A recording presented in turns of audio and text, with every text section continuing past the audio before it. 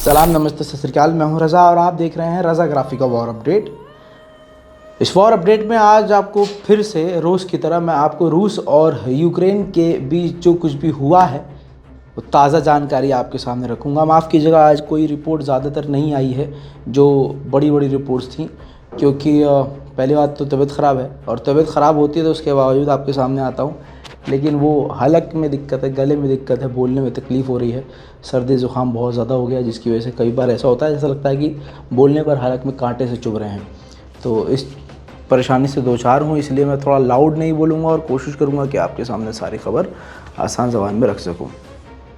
दोस्तों, एक रिपोर्ट से दावा हुआ है, रिपोर्ट तो पहले आ रही थी लेकिन ये खबर इसलिए खबर बन गई है क्योंकि यूक्रेन के जो एक्स स्पाई चीफ हैं, जो खुफिया एजेंसी में काम करने वाले चीफ होते हैं, वो जो पहले वाले रिटायर्ड चीफ हैं, उन्होंने अपनी पड़ताल के बाद ये कहा है।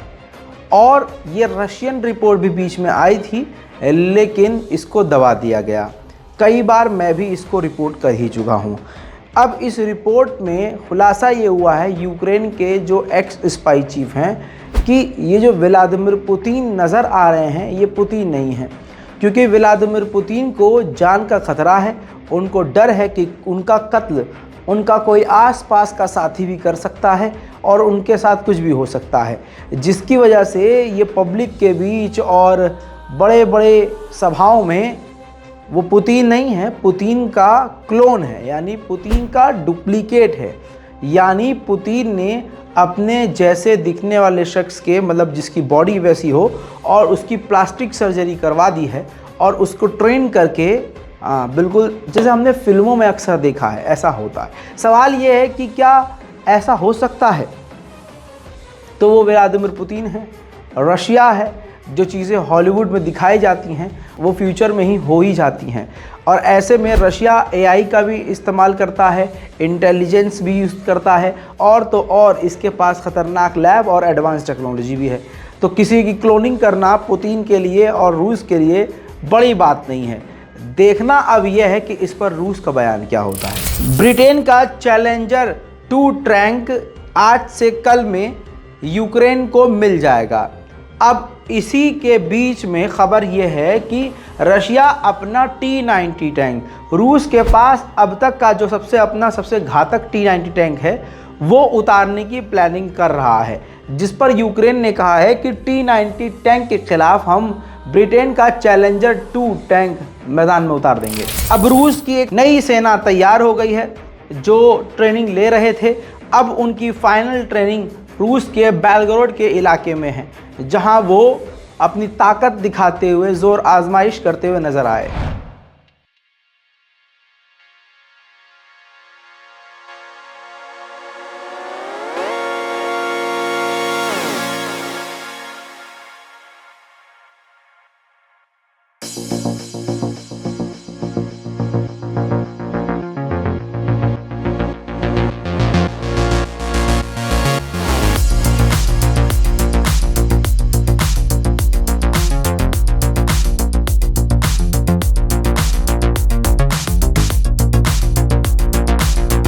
अमेरिका के प्रवक्ता, अमेरिकी सरकार के स्पोक पर्सन से जर्नलिस्ट यानी पत्रकार ने पूछा कि अगर भारत पुतिन को समझाए और इस जंग को रुकवाए तो आपका क्या रिएक्शन होगा। ऐसे में अमेरिका की सरकार के स्पोक पर्सन ने कहा कि अगर भारत ऐसा करता है तो हम उसका स्वागत करेंगे, बड़ा अच्छा कदम है, लेकिन हमें मालूम है पुतिन मानेंगे नहीं। अब जिसका अंदेशा था हमें और रज़ा ग्राफी के देखने वालों को मैं पहले ही बता चुका था वो हो गया है। रूस ने अपने मुंह से एक्सेप्ट किया है कि फ्राइडे के दिन यानी जुमे के दिन हमारे रूस के अंदर जो रशियन मिलिट्री फैसिलिटीज़ हैं वहाँ पर यूक्रेन ने हमला किया है। अंदर घुसकर हमला किसने किया है? यूक्रेन ने किया है। एक्सेप्ट कौन कर रहा है? रशिया कर रहा है। रशिया ने साफ कह दिया, जी हाँ, हमारे अंदर तक घुसकर यूक्रेन हमला कर रहा है। आपको मालूम है कि एक बड़ी गैस पाइपलाइन जो यूरोपीय देशों की तरफ रूस की जाती थी, अमेरिका ने उस पर हमला करके उड़ा दिया था। लेकिन अमेरिका ने बार बार झुठलाया। लेकिन रूस ने इन्वेस्टिगेट किया तो पता चला कि इसमें सीधा हाथ अमेरिका का है। अब अमेरिका भले ही झुठला रहा है, लेकिन ये बात साबित हो गई है कि अमेरिका ने ही ये कांड किया था। अब यूके और नॉर्वे की जो गैस पाइपलाइन है उस पर खतरा मंडरा रहा है। एक्सपर्ट का कहना यह है और इंटेलिजेंस का दावा यह है कि अमेरिका से बदला लेने के लिए, वेस्ट से बदला लेने के लिए रशिया उस पाइपलाइन को उड़ा सकता है। वहीं ताज़ा खबर यह है, डोनेट्स्क के इलाके पर रूस ने बड़े हमले किए हैं। चंद तस्वीरें आपके सामने।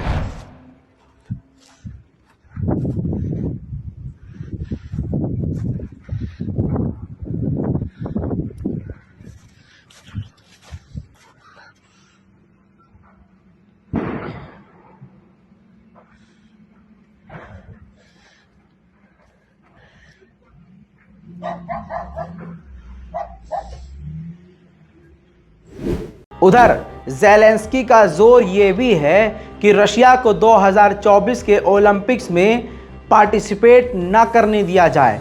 अब खुद यूक्रेन के प्रेसिडेंट ज़ेलेंस्की ने कहा है कि हमारे साथ 36 देशों ने इंटरनेशनल कम्युनिटी से और ओलंपिक ऑर्गेनाइजर से सीधा रिक्वेस्ट की है कि रूस को इसमें शामिल ना करें, निकाल दें ओलंपिक से। दोस्तों, अमेरिका की पूंछ पर फिर से तुर्की और रशिया एक साथ पैर रखने वाले हैं। मामला कुछ ये है कि तुर्की और रशिया के बीच काफ़ी गहरी बातचीत चल रही है और नए पेमेंट मेथड निकालने की कोशिश की जा रही है। डॉलर का इस्तेमाल नहीं किया जाएगा। ऐसे में तुर्की और रशिया बातचीत कर रहे हैं कि किस तरह से डॉलर का बाइकआउट करें और कोई तीसरा रास्ता लेके आएँ जिससे हम पेमेंट करें और बिजनेस कर सकें।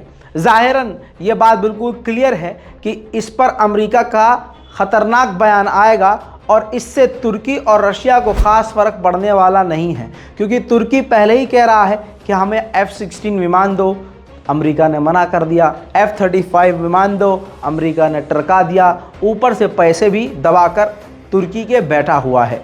ऐसे में देखना यह है कि अब अमेरिका क्या करता है। उधर पाकिस्तान के जियोपॉलिटिक्स के मुताबिक आपको बता दूं, और कई सारी रिपोर्ट हैं, ऐसे इंटरनेशनल मीडिया की रिपोर्ट है और वेस्टर्न मीडिया की रिपोर्ट है कि रशिया ने, और कुछ दिन पहले मैंने आपको बताया था कि रूस को ब्रिटेन के ज़रिए, जर्मनी के ज़रिए हथियार यूक्रेन तक पहुंचा रहा है पाकिस्तान। उसको पैसे की ज़रूरत है, वो पैसे के लिए हथियार दे रहा है। लेकिन इस बार पाकिस्तान ने हज़ारों की तादाद में रॉकेट यूक्रेन, जर्मनी के ज़रिए भेजे। अब ये बात खुल गई। ये बात खुलने के बाद पाकिस्तान के अखबार ने भी लिख दिया है कि अब रूस पाकिस्तान को निशाना बना सकता है। ऐसा नहीं है कि हमला कर देगा, लेकिन हाँ, कई सारी डील्स हैं। रशिया कई सारी डील कर चुका है पाकिस्तान के साथ, और हाल में ही ताज़ा जो डील हुई है वो गैस को लेकर हुई है, पेट्रोल डीजल को लेकर हुई है कि सस्ते दामों में हम पेट्रोल, गैस और डीजल पाकिस्तान को देंगे। और दोस्तों, अगर ये डील कैंसिल हो जाती है तो पाकिस्तान की आवाम पहले से बेहाल है। आगे क्या होगा आप समझदार हैं। यूक्रेन की सरजमीन पर अब्राहम टैंक पहुंच चुके हैं। अब्राहम टैंक रूस पर काफ़ी भारी पड़ सकते हैं और उसको फिल्मी स्टाइल में यूक्रेन ने दिखाया भी है और इसकी वीडियो भी जारी करी है। देखिए।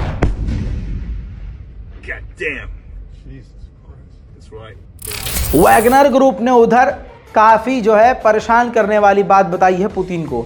उन्होंने कहा है कि वेस्ट यूक्रेन पर कब्जा करने के लिए हमें 2 साल और लगेंगे, यानी बराबर कांटे की टक्कर है। वैगनर ग्रुप हो या रूस की पूरी सेना यूक्रेन पर भारी नहीं पड़ पा रही है। अंधेरा होते ही यूक्रेन पर ड्रोन के हमले होना शुरू हुए।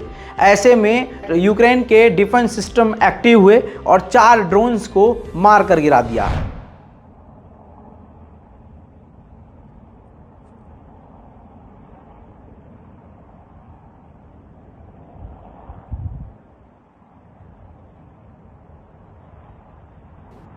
मेरे दोस्तों, अब आखिर में आपको एक बड़ी खबर बताना चाहता हूं।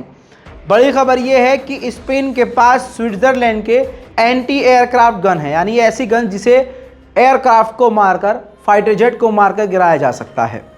लेकिन ये मैं कानून पहले ही बता चुका हूं कि अगर कोई हथियार आपने मुझसे ख़रीदा है चाहे उस पर पूरा आपका अधिकार है, लेकिन आप अगर वो किसी और को देंगे, अगर आप किसी और को बेचेंगे या दान में भी देंगे तो आपको उसकी परमिशन मुझसे लेनी पड़ेगी। ये इंटरनेशनल कानून है। तो स्पेन के पास स्विट्जरलैंड के एंटी एयरक्राफ्ट गन थी। वो anti aircraft gun Spain Ukraine को देना चाहता था।